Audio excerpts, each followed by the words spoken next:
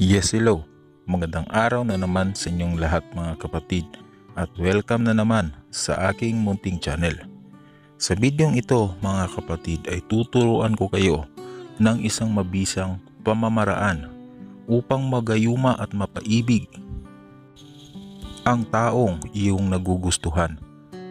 Gamit lamang po ang larawan na nasa iyong cellphone.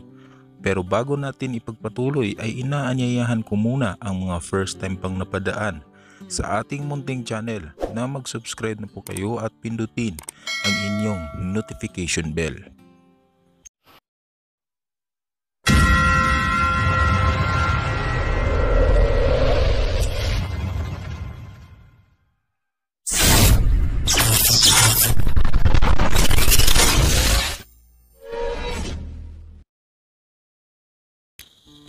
Simple lamang po ang kaparaanang ito mga kapatid at ito po ay nangangailangan lamang ng picture o larawan ng taong iyong nagugustuhan upang magayuman ninyo ito.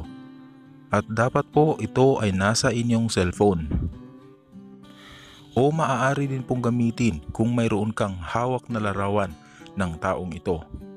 Pero kung wala ay i-download mo na lang sa cellphone sa kanyang mga social media accounts upang maisagawa ninyo ang kaparaanan na ito. Bago ko uumpisahan ang proseso mga kapatid ay nais kong ipaalala sa inyo na dapat buo ang inyong paniniwala at pananalig kung sakaling gagawin ninyo ang kaparaanan na ito. Dapat ay wala pong bahid ng pagdududa kung sakaling gagawin ninyo ang kaparaanan na ito, nang sa ganoon ay lubusan pong makuha ninyo ang bisa nito. Ito po ay gagawin ninyo sa araw ng Biyernes o Martes.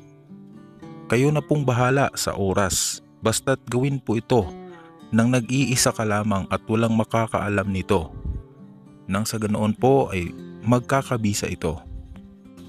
Kailangan mo lang po na i-download ang kanyang larawan sa kanyang social media accounts o isave nyo po sa inyong cellphone. Yan lamang po ang ating gagamitin. Ito po ang inyong gagawin mga kapatid. Kunin po ang inyong cellphone at tingnan ang kanyang larawan. Pagmasdan po ito ng 3 minuto.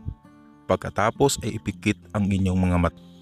I-visualize po sa inyong isipan ang taong iyong nagugustuhan na kayo ay magkasama. Dapat po yung parang totoo ang iyong visualization sa taong ito. Banggitin sa iyong isipan ang kanyang pangalan na para bang tinatawag mo ito ng 3 ulit. Banggitin po ang kanyang tunay at kumpletong pangalan. At pagkatapos ay isunod ang mahiwagang salita na ito. Amina Tinorin Ali Mokwe. Yan po ang mahiwagang salita na inyong babanggitin sa isipan. Pagkatapos po ninyong maibanggit sa inyong isipan ang kanyang pangalan ng 3 ulit. At pagkatapos ay sabihin ang inyong kahilingan tulad ng ako ay iyong magugustuhan at iyong iibigin. Sabihin po ang iyong kahilingan ng 3 ulit sa iyong isipan lamang. Huwag pong ibubuka ang iyong bibig. Maaari din po na papalitan ninyo ang kahilingan na aking sinabi. At pagkatapos ay idilat ang inyong mga mata at hipan po ang inyong cellphone. Gawin po ang prosesong ito sa loob ng 3 araw. Magkaparehang proseso po ang inyong gagawin sa loob ng 3 araw. At kapag tapos na po kayo sa loob ng 3 araw, ay huwag na pong isipin ang ritual na iyong ginawa. Hayaan na po na ito ay kusang bibisa para sa inyo. Unti-unti pong makakaramdam ng pag-ibig para sa iyo ang taong iyong ginagamitan nito. Gamitin lamang po ito para sa kabutihan, para sa iyo at para sa taong iyong ginagawa nito. Huwag pong gawin ito sa kasamaan dahil may balik po ito. Hanggang dito na lamang po ang aking video. God bless.